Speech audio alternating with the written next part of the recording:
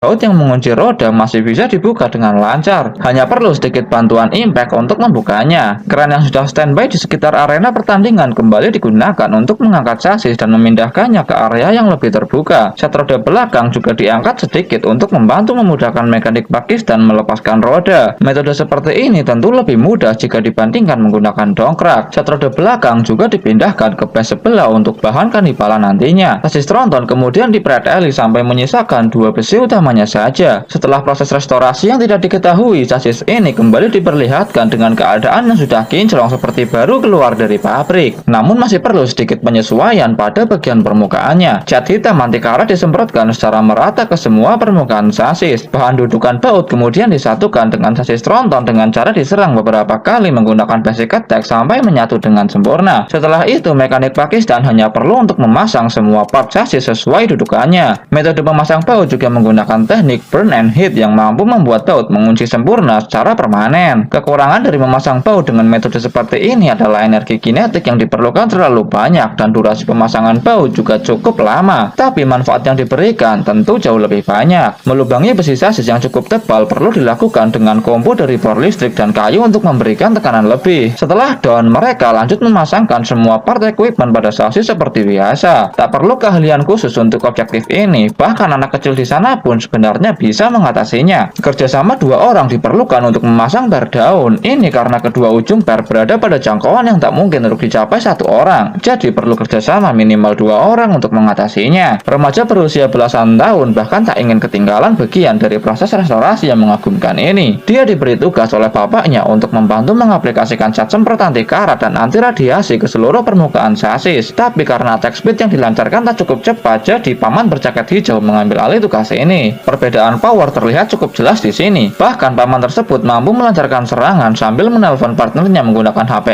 iPhone Pro Max miliknya. Objektif selanjutnya yaitu memasang kaki-kaki belakang tronton. Objektif ini lebih sulit dari memasang part biasa seperti sebelumnya. Bobot bar yang cukup berat bahkan mengharuskan mekanik Pakistan untuk menggunakan keranjang roda 3 hanya untuk memindahkannya. Tak butuh waktu lama, kurang dari 1 jam, mereka mampu memasang objektif tersebut. Truk kran yang sedang nganggur didatangkan untuk membantu mekanik Pakistan memasang mesin V6 berkapasitas 7000 cc yang memiliki bobot di atas 1 kg.